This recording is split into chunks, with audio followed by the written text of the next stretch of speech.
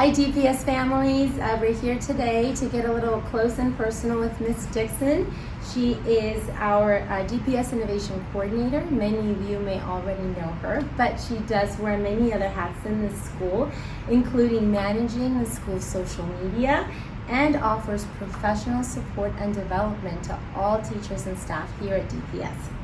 I'm Monica Ewell, and I'm here because I've learned so much in the last couple of months about the programs that the PTO funds, and especially the innovation program, which has really piqued my interest. I had an opportunity to get, hands-on, just witness your instruction during the my daughter's classroom with the innovation program, and was really amazed by what the kids were learning so early on. And as I learned more and more about what the PTO fundraise is for, I thought, what better than to meet with you, get a little bit more close and personal, to learn more about what you do with the program, and just really talk everything innovation here at DPS.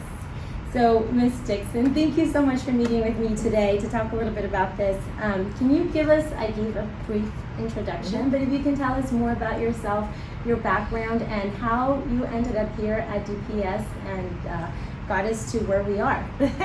Awesome. Yes. Thank you for taking the time. This is our 8th year, and 9 years ago, I was working as a TOSA, teacher on special assignment, at the district office, and my job was to support teachers around the district with technology, professional development. Our founding principal, Steve Baum, was dreaming up the school and creating the school and building his staff and everything like that. And so he hired me as one of the leadership team during that year that I was at the district office, which was super cool because we were able to really travel to different schools in San Diego County to see what their makerspace looked like, because Mr. Baum wanted to have a makerspace, and he knew he wanted STEM as a big focus in innovation. And so we got to visit a lot of different schools and see how they did innovation, STEM, makerspace.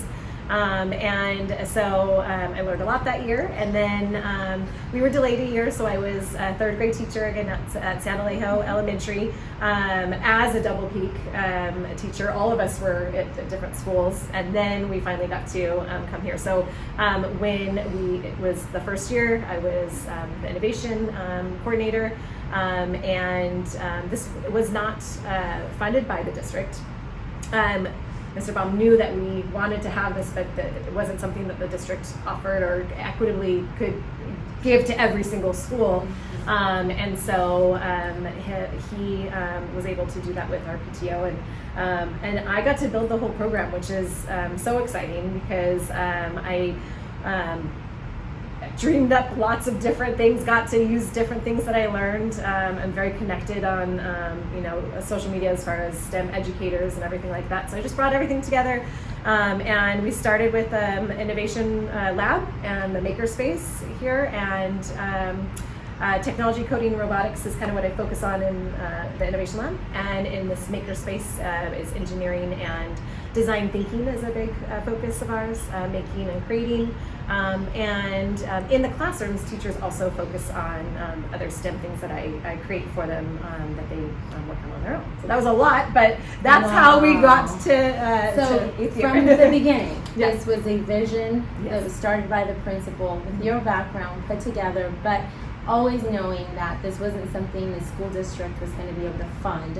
And so from the beginning, you guys knew this was something that was going to have to be fundraised for every year to make sure we had the opportunity to continue to develop the program. Right, yeah. And I tease that I'm kind of glad that I'm able to create all of what we do, because I can integrate it into the curriculum and everything that the teachers are doing. So I wish that the district would pay for this position, so it would not be an issue every year for fundraising and everything. But it's absolutely not going to be able to do that, because it would have to be equitable for all the schools. That's just a lot. not something that we have available to us. So Well, tell us a little bit about more what the students are learning, so we can have a better understanding of what we talk about innovation. What does that mean? Right? We know what it means, but what does that mean in the classroom? What does it mean in the lab? What does it mean in makerspace? And how do you incorporate that instruction with the teachers and in the classroom separately when you guys are here in your space? Yeah. So two things that have made the program, I think, really successful is that from the beginning, that innovation is in their daily schedule. So if it's a fifth grade, all fifth grade, from 10 to 10:40, Monday through Thursday, they're doing innovation. They're either teachers here in the makerspace, or they're and in the makerspace we're doing design thinking, engineering. Right now we're doing electrical engineering with our fourth grade, and fifth grade they're creating Rube Goldberg machines, which is a complicated set of kind of cause and effect, domino effect, but that is a huge engineering challenge for them. I could go on what everyone's doing, but this is about engineering more. And in the innovation lab, the teacher will be in there, and I'm like with fifth grade, I'm doing show what you know. So they're learning about infographics and Canva, and they're using augmented reality and virtual reality. And, oh wow! I have the 3D printers in there, technology, coding, robotics, all of that. So. So there's someone in the makerspace, there's someone in the innovation lab, and then the rest of the fifth grade teachers are in their classrooms working on STEM type of. They could be doing science, they could be doing technology integrated in the curriculum, and I design the lessons and support them for all of that. So the second really important thing about our program is it's co-teaching. So the teachers may not know how to do one of the lessons, or they might not know anything about like how the electrical engineering unit works, but they learn, and then they can do it on their own in their classrooms, and then I create new things. So I kind of have to keep up with the students and the teachers each year. So it's truly integrated in every day of the students' school day here. Yes. They're working, and I think what I found even most impressive is how early on it's introduced in the school. There isn't like you wait until third or fourth grade to start talking about this. You're doing this since kindergarten. I mean, I remember seeing you doing your instruction, which is why I was so interested and intrigued by the program. But so from a very early age, you're offering every student in the school the opportunity to be creative and to help them with these critical thinking skills that are absolutely necessary for today's world. Yes, I love my kinders. On Wednesdays, I push into them because just because of timing and everything, and their little legs go into makerspace and lab. So I push into them, and every Wednesday is so much fun. They're learning coding in kindergarten. In fact, next week I have a fun robot lesson for them, and they're going to be learning what computer science is. We've been working on, they were little scientists and doing science experiments last week. So during that time, interestingly, the fifth grade, like we're just talking about fifth grade or fourth or whatever, they're still doing innovation without me. Wow. Because I support them, I get them ready and everything, and then I'm able to go there. So do you see how it's like most other schools, I would be like a drop off, like where the teacher would take them, the kids would be here, and then the learning wouldn't go beyond this room. Yeah. And so the teachers and I love co-teaching together, and we really work well together. And I want to talk about, so that's kinder, but 6th, 7th, and 8th, it's not in their daily schedules. Obviously, it's a little bit different. But what's really cool is I'll take a week off of working with K-5, and then I'll work with a math teacher that brings, for a week, they leave their classroom and then come down here, and we are working on an innovation or a makerspace activity. A history teacher, we love doing history in makerspace, so much fun. So the 6th, 7th, and 8th, they don't get it in their daily schedule, but they will take a week and be in the innovation lab or makerspace, which is great. So I have kindergartners that are now 8th graders. In fact, we have students here that are filming us right now. That's right. That started in kinder. So it's important that innovation continues. Because they expect it in their education. Absolutely. Just to have that exposure, the development, I just think the awareness, it's just, it's every day. They're living it here every day. Wow. That's so impressive. One of the things I was confused when I was reading about the Innovation Lab is how did that relate to the STEM curriculum that the school offers? Was it different? Was it in addition to it? Do we even have the STEM instruction if it wasn't for the Innovation Program? We do not. We do not have anything from the district as far as the curriculum, the STEM curriculum, technology. Science is a focus. We have a team of teachers at the district trying to get NGSS, that's the science standards, to more NGSS, more science in the classrooms. But that is something that's happening now. But nothing from the district, nothing from the school. There's no curriculum.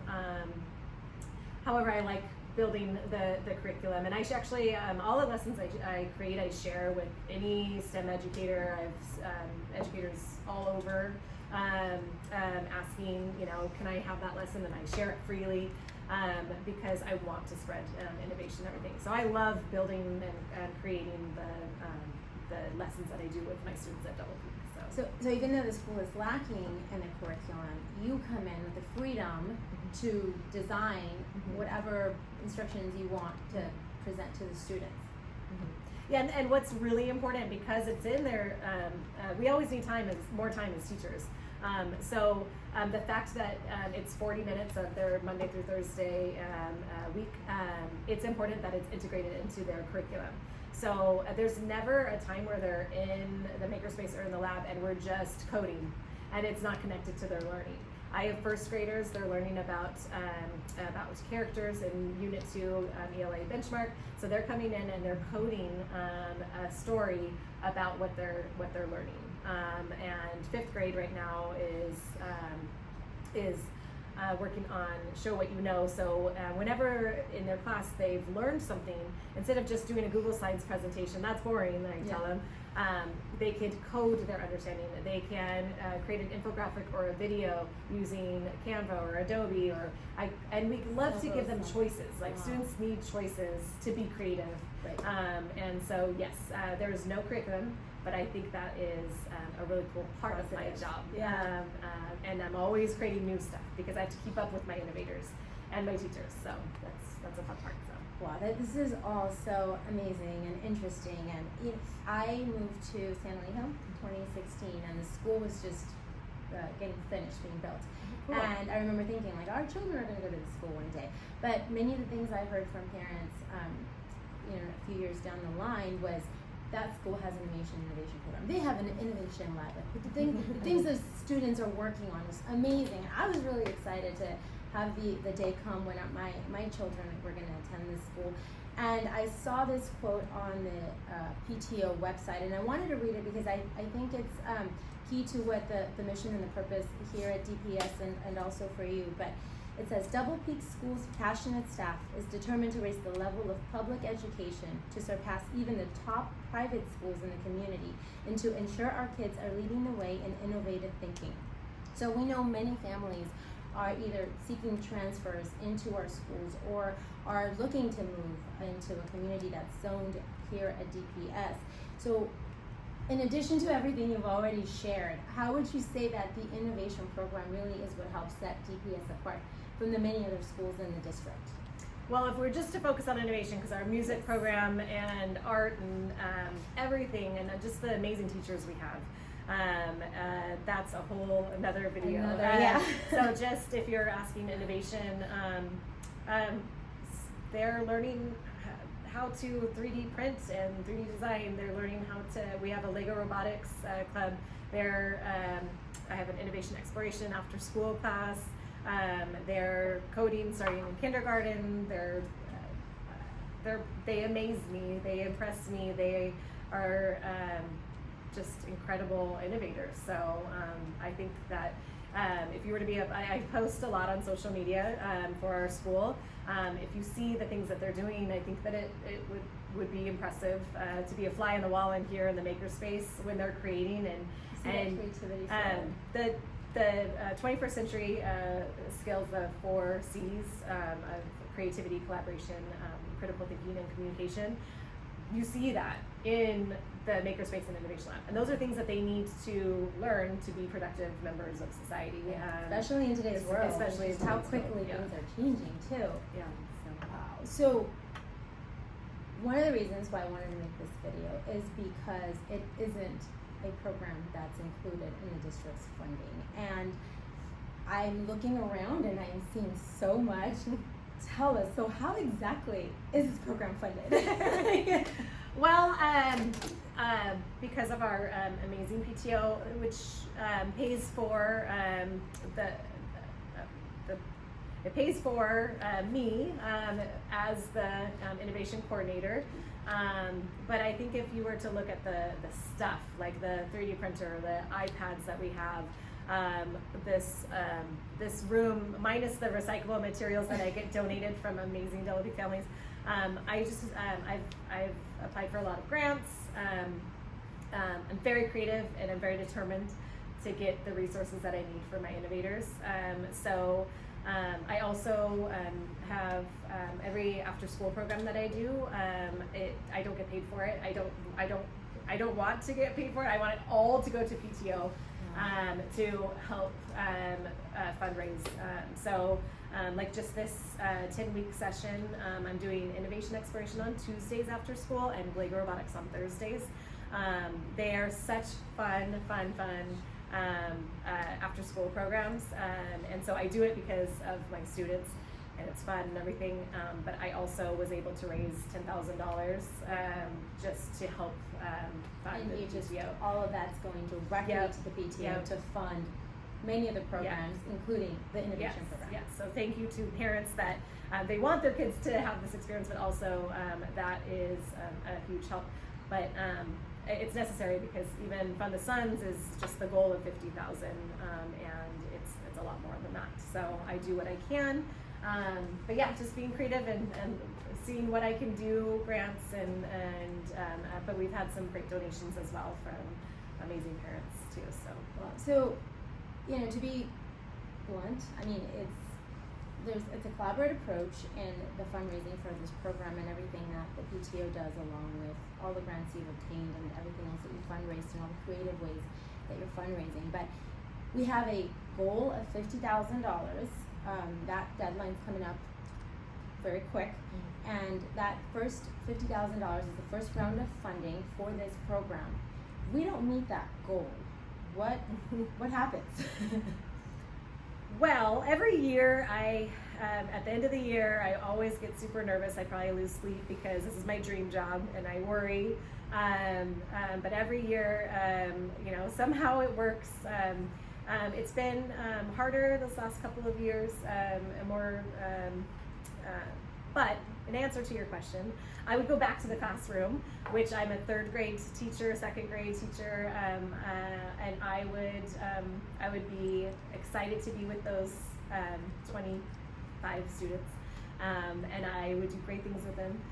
But I would be very, very heartbroken not to, be with all of my students and run the program that I'm so proud of. So.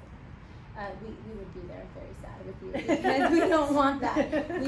We're just, this is definitely something that we are proud, and I can't even express enough with words the gratitude and the appreciation for everything that you have built, and you've given us the opportunity, all DPS families, to have you be here with us, leading the path in innovation for all of our students.